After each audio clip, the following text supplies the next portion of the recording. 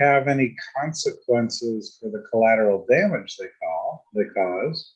And, at some point we can talk about the collateral damage of what occurs when somebody is wrongfully arrested and convicted.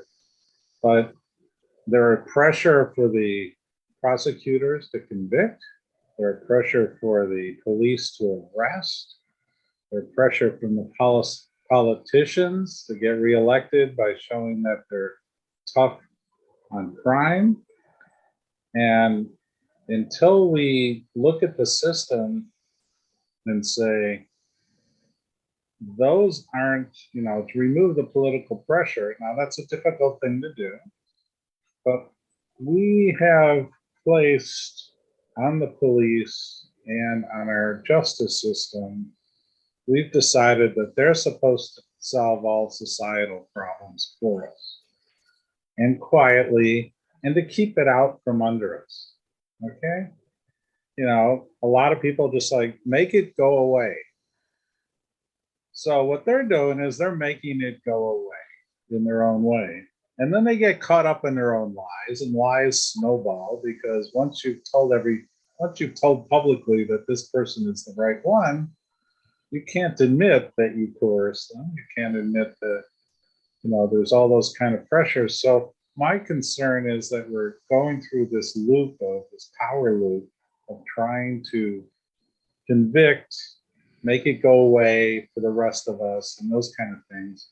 And it's stopping them from correcting the problem. Kelvin.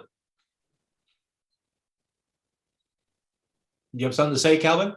Yes, and Dan, that's all well and good, but in their rush to get a judgment, most of the time, a majority of the time, the stats show that they will find a Black person and find them as being that guilty person, knowing they're not guilty. You mentioned about the system. The system is all effed up, okay? It's systemic. It's been going on for a long period of time. There's been men, decades ago that was on the chain gang down in the southern states, and they did nothing except be Black and ended up being, doing hard labor for the rest of their lives. A lot of them died right there. Why? Because they were nothing but Black men, So Calvin, are you saying that the justice system is the same as it was back in those days, the same as now? I would say that there is a lot of systemic racism that's done through the courts. Yes, I would say that. Okay. I would also say that I would love to get my DNA examined to see where my ancestry came from, but I'd be damned if I'm gonna give them any of my blood, something they can use to plant me somewhere where I was not. It's just not gonna happen. But DNA can also be used positively. I read that many cases were resolved because of DNA, that they were able to use DNA because it wasn't previously available. This is true, but of those that are wrongly convicted, why wasn't the DNA used up front in those cases? Why you got to wait 20, 30 years to then use the DNA and say, oh, we made a mistake 30 years down the line? I read that part of the problem on that, I'm not making excuses, that the cost of the DNA tests are very high on that. And that's not an excuse or anything, but that's one thing I read on that. But my understanding is what I learned that's being done more and more, though. So, I'm sorry. I believe, so far as the DNA evidence is concerned, I think that when the crime was committed, yes, they gathered that information, but it was just used to determine how that person died. I don't think it was really used to say this person actually committed the crime, because a lot of the cases that are being overturned are cases where they recently used DNA to determine if there was any genetic traces from the convicted individual on that person's body, on their clothing, on stuff like that. And when they tested, they found that this person had no involvement at all. There really wasn't any tangible evidence to say that this person was the one to do it. I mean, you know, and it's interesting because what's heard during the grand jury session to indict that person is totally different than what you're going to hear in the courtroom. And when you have somebody who is testifying on something that hasn't gone to trial in a year or two, memories are foggy. Memories are foggy. And I think instead of brokering a deal with somebody to decrease whatever they got going on, you know, charges or whatever, maybe if more people had to do lie detector tests. I know they're not something you can use for evidence, but knowing that when you walk into that room and you say that I saw this person definitively do XYZ, they'll really think about it and be a little more hesitant before they volunteer to say he did it, she did it, they did it, you know, because it's not fair. It's not fair. I sat on a trial where the prosecutor tried to convince us that this person did it. They hired all these experts. They flew in experts. Not one of those experts could prove that the person committed the crime. But yet we were expected to convict this individual. We were expecting that. They all said that whatever happened was normal. It was normal. There was nothing to indicate, no DNA, no anything. So, you know, it needs to be streamlined. It needs to be perfected a lot because so many people have sat in prison unnecessarily based on something somebody else has said. And now, you know, again, 20 years later, 40 years later, people are saying, well, I lied. Like Amy said, what are the consequences for your lying? There needs to be consequences.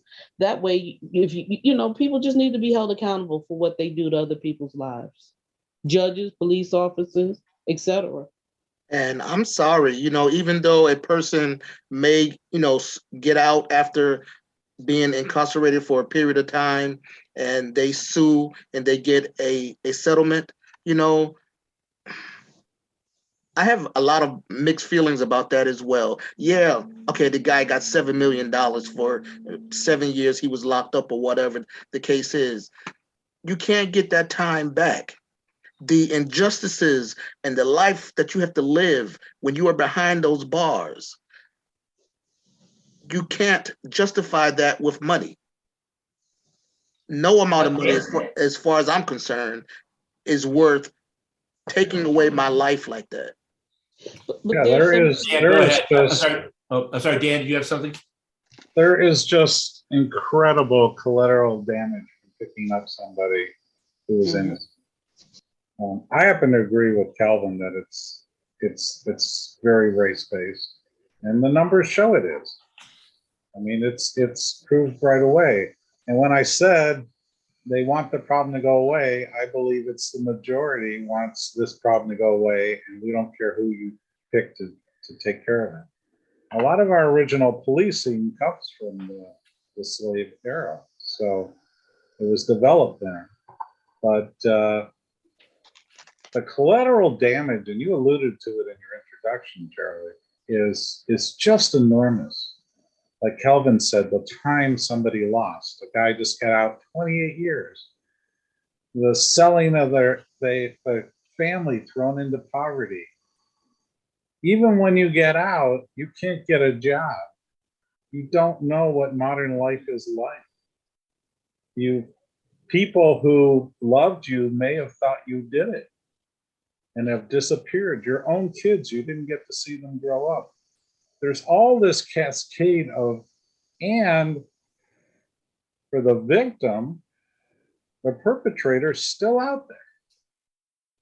We don't think about that when we wrongfully convict somebody, the person who actually did the crime is still out there and probably doing it again and again and again. So the collateral damage is absolutely enormous to our society. What it does to especially Black and other poor communities, what it does to the families, what it does to the system. how it tears things apart.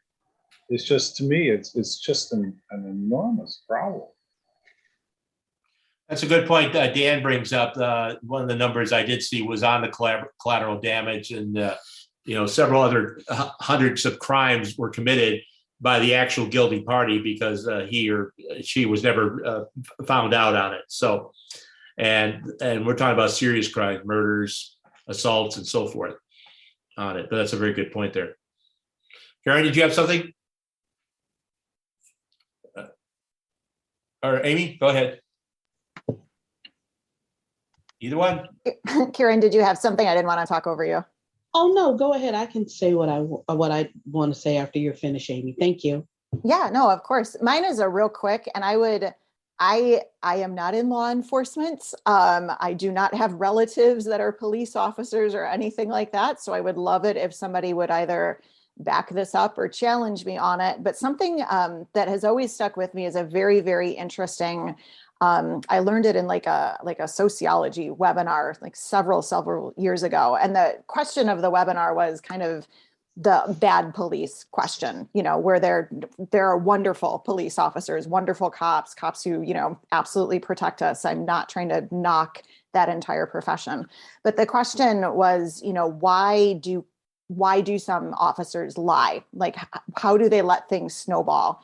And somebody, a police officer, said, there are so many rules that we have to follow, like so many, like rules about how your uniform is supposed to look, how the inside of the car is supposed to, like all of these rules that nobody follows all of them.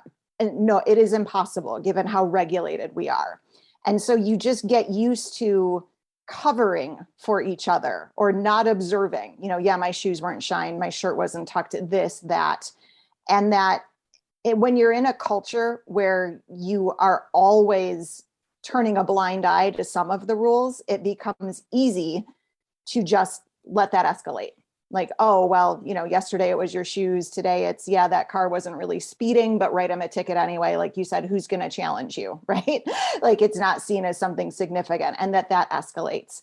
It was very, very interesting. I still think it's quite a leap to go from my shoes weren't shined to, they murdered somebody when they didn't. But it was an interesting, I thought, perspective from somebody who said that they were, that they were an officer. So I just wanted to share that, and would love, anybody listens to this, would love to hear, if somebody could back that up or again say, no, that's not true. It rang true to me, but it, like I said, it really stuck with me as an interesting fact. That's a great question. That's a great comment, Amy. Because it's so hard to determine who is actually a legitimate officer and who's not. And we see articles recently where there are officers who have been stacking the deck against criminals. And they have a team of people who've been stacking the deck against people, and they're being wrongfully convicted. And now all of those convictions have been overturned. And, but there are 13 states that won't pay restitution to someone who was wrongfully convicted and exonerated. And it's Alaska, Arizona. What? I have the list. Yeah. Oh. I have 12, but go ahead. I have Alaska, Arizona, Arkansas, Delaware, Georgia, Kentucky, New Mexico, North Dakota, Pennsylvania, South Carolina, South Dakota, and Wyoming. Yep. They will not pay you. Correct. And then the other states that do it varies quite a bit. Go ahead, Calvin. Yeah. To add to what Karen just said, a lot of the prosecutors, different attorneys, they have these paid informants. And I use the word paid with quotations because these are people that are paid for their testimony to give a certain testimony, or they have some incentives, like they might get a shorter sentence for themselves, or they might avoid prosecution for something that they're involved in by being told what to say and saying it. Some of them are allowed to testify in multiple cases. So, you know, dude can't be everywhere at the same time and informing on every